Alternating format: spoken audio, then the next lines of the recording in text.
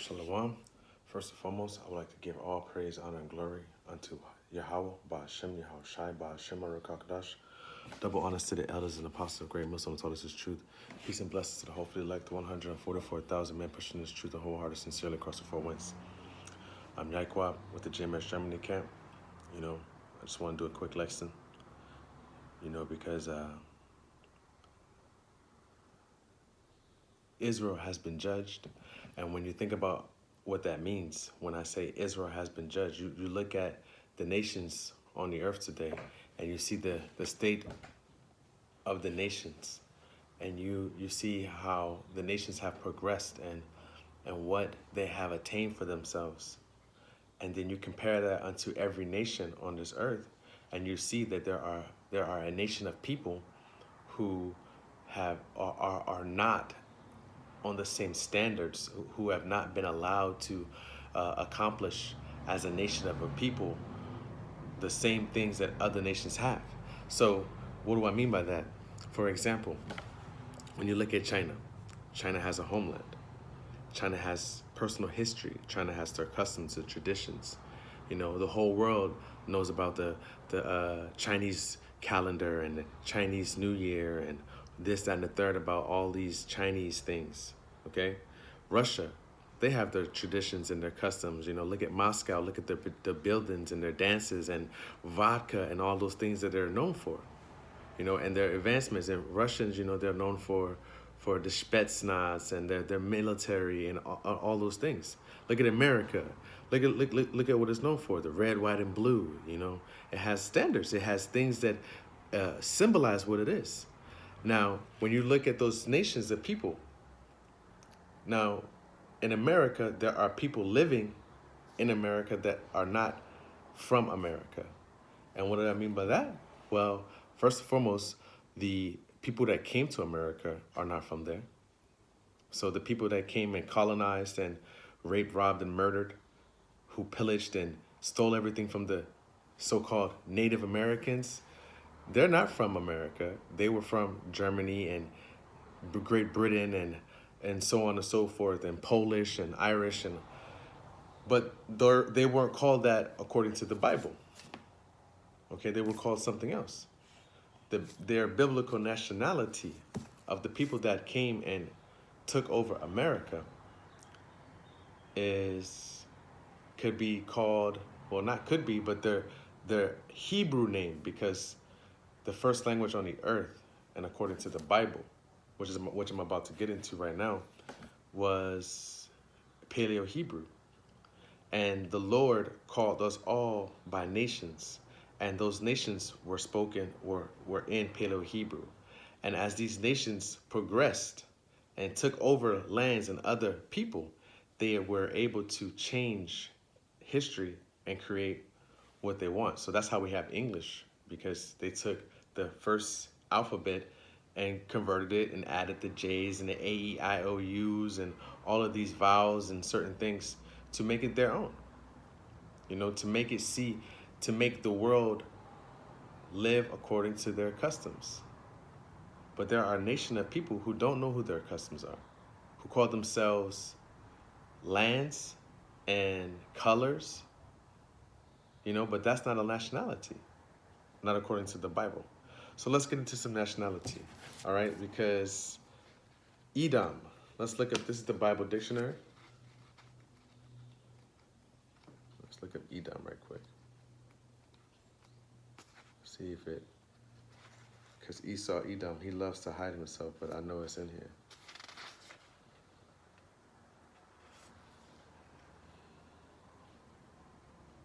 Okay. Edom, Edomites, red. See geography of Holy Land. All right, so the word Edom means red. All right, so Edom means red.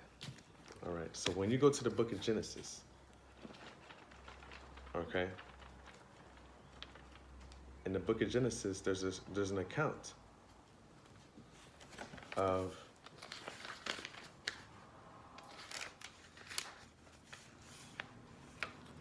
who came out red, right? So And let's start at 23. Now, this is the account of Rebecca when she was about to give birth, who is the foremother of the the Negroes, Latinos, and Native Americans, but also another nation. All right.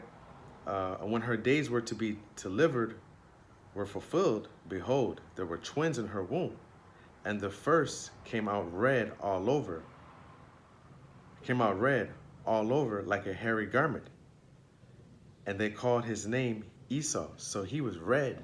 He had red hair, like a hairy garment, came out red all over like a hairy garment. So red, Esau, and they called his name Esau. Now, when you look up the word Esau, it means wasted away in Paleo Hebrew. It's Ishashawat. Esau, that when his father saw him, he was shocked. So he called him wasted away, which was a person without pigment. All right. So now let's get back to what I was saying in the beginning, that Israel, who is the forefather of the Negroes, Latinos, and Native Americans, the so-called blacks, the Mexicans, and the Puerto Ricans, and Cubans, and the Indians, the Cherokee, all those people who call themselves names that were put onto them, their nationality is also in the Bible. All right, and that nationality is Israel. Okay, so people don't believe it, but when you look in the Bible, you'll see Deuteronomy 28. All right.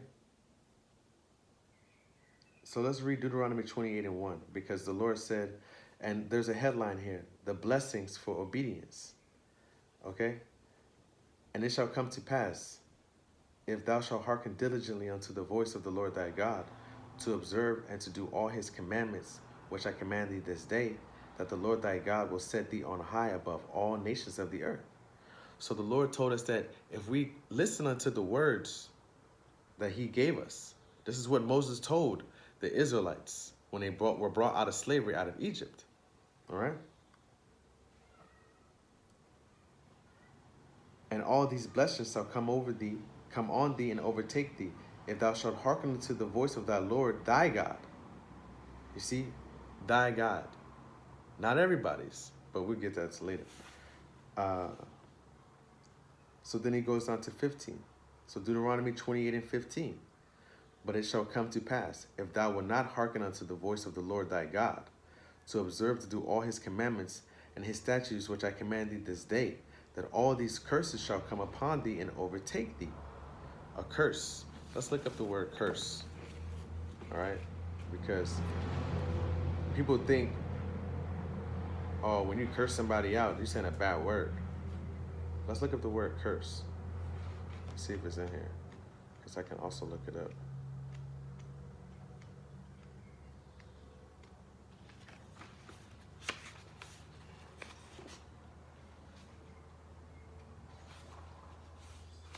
Let's see if it's here.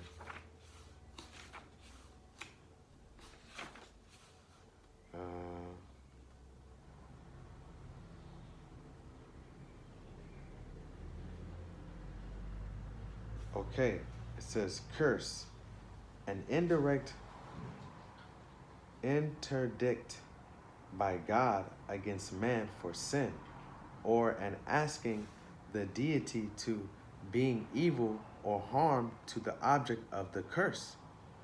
It was forbidden to curse the king, a deaf man, one's parents. Death was the penalty.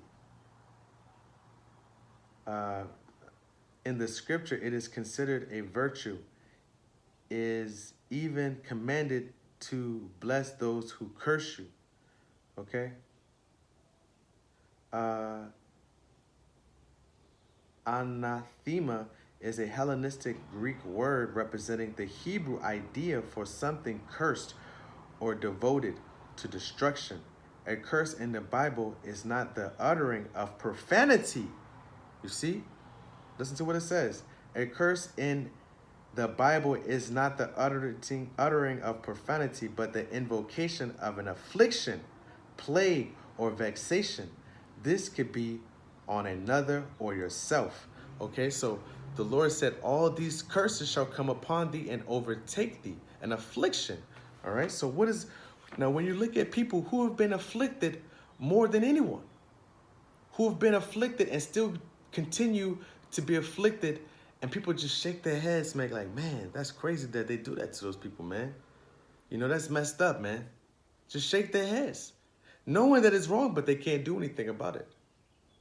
Even the people that it is happening to themselves shake their heads and say, why are these things going on? Why these things are so? Well, it's because we have been cursed. By who? The Lord God Yahweh. He cursed us because he told us in Deuteronomy. He says it. I'm going to read it, Deuteronomy 28:1. And it shall come to pass, if thou shalt hearken diligently unto the voice of the Lord thy God, to observe and to do all his commandments, which I command thee this day, that the Lord thy God will set thee on high above all nations. So he told us, if you listen, I'm going to put you above everybody. But, when you look at Negroes and you look at the Latinos and you look at the Native Americans, they are hard-headed. They are stiff-necked people. They're rebellious. All things come from them, but they're rebellious. They think that they're the shit. Because we are. But the Lord is what made us that way. The Lord made us the salt of the earth. Okay? But let me read 15, Deuteronomy 28:15. But it shall come to pass, if thou wilt not hearken unto the voice of the Lord thy God, to observe to do all his commandments and his statutes, which I command thee this day, that all these curses shall come upon thee and overtake thee. All right? Verse 16, cursed shalt thou be in the city, and cursed shalt thou be in the field. Verse 17, cursed shalt thou, okay, when I was about to go to the next one because I was thinking about, I had it like pictured in my mind, those slaves, that they were in the field. And it just made me upset when I read it, but those slaves that were in the field, picking cotton, making a whole industry rich. They made these people in the South, even in the North of America, South America, not Southern America, not South America, but even in South America, also there was plantations for the Portuguese. Okay, that's why the Brazilians speak Portuguese, because they came and colonized them and had them in slavery. Okay, but anyways, those plantations, sugar cane, those sugar, cotton, tobacco, rum, these people got insanely rich off of these people, but cursed shalt thou be in the city. And when you look at these people that live in the city, they live in the poorest areas, crammed on top of one another, violence rampant, the worst medical systems, the worst educational systems. All right? Cursed shall be thy basket and thy store. We don't have any savings. We don't have any produce. We don't have anything that is ours. Everyone has their own.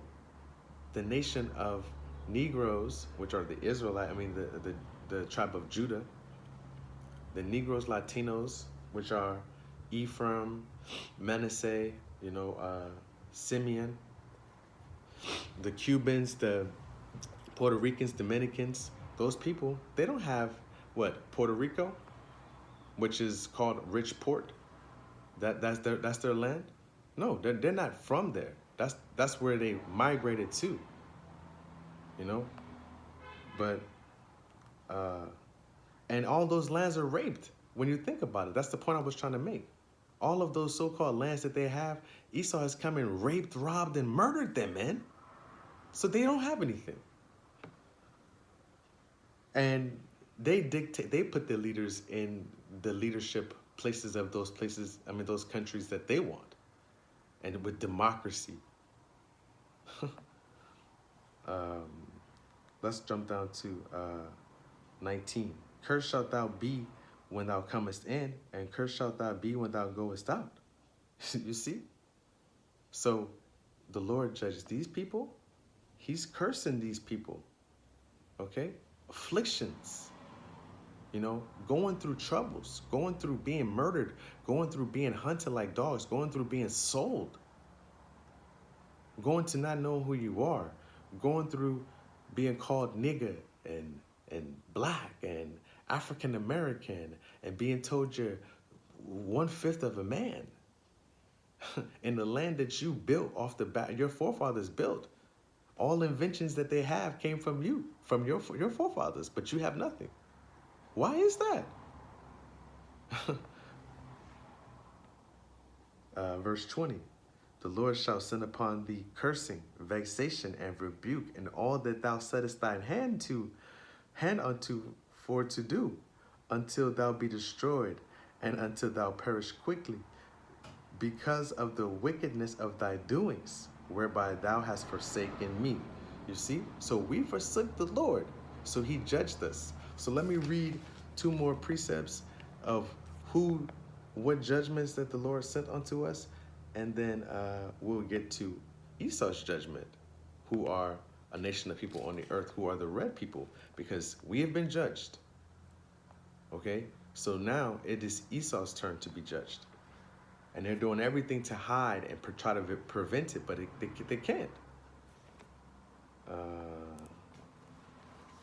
Let's just get down to the nitty-gritty with it, because 2 more precepts I said.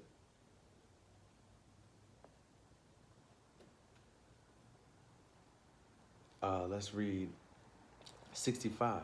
And among these nations thou shalt find no ease, neither shall the sole of thy foot have rest. But the Lord shall give thee a trembling heart and a failing of eyes and a sorrow of mind. That's why we can't get out of it. That's why we can't rise as a nation.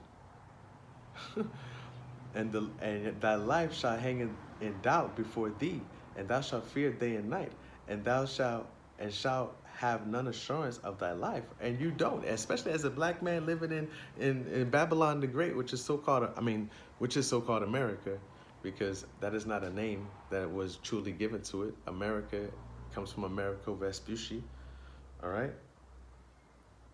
So when you there as a black man, as soon as you see them blue and red lights come on, you're like, shit. Your heart start pumping. Why?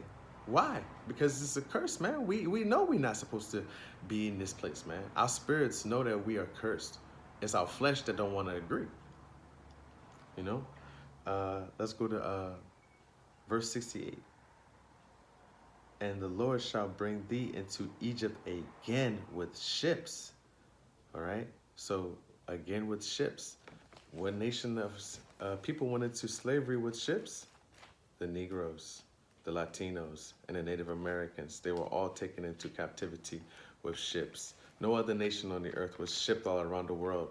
No nations of people were shipped all around the world as a commodity and got, well, did the Negroes ship anyone around the world and got rich off of it? No, you say the Africans did, but the Negroes did not. The Africans and the Negroes are 2 different people. And Esau knows it. I can prove it in this book right here. You know, the Africans know that they're not Negroes. They are from the forefather is Ham. They are Hamites. They know it. You know, it's us that don't know. Or when you say you talk to a black dude in the States, you say, are you black? They say, hell no. I mean, are you African? They're like, hell no, I'm not African. I'm black, I'm American. They don't even know who they are, you know? But anyways, so who went into slavery with ships? Egypt means slavery, all right? I was reading Exodus 20:2.